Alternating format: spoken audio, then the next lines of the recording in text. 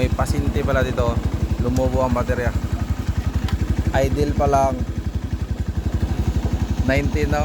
19, 18 20. Sabihin na to, sira yung voltage regulator or rectifier, you know?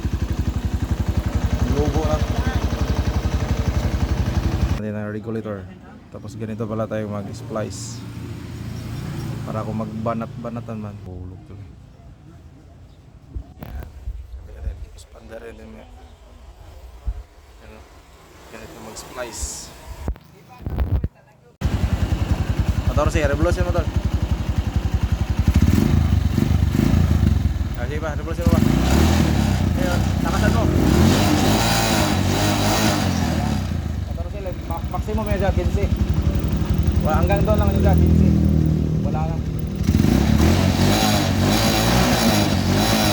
Yan, 15 lang yan.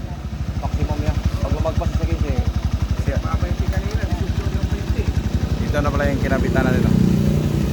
Ito na yung nakatape na. Malinis na. Ang kinabit natin yung 5 wire. Hindi kasi ko nagkakabit yung 4 wire eh. Alanganin kasi ito.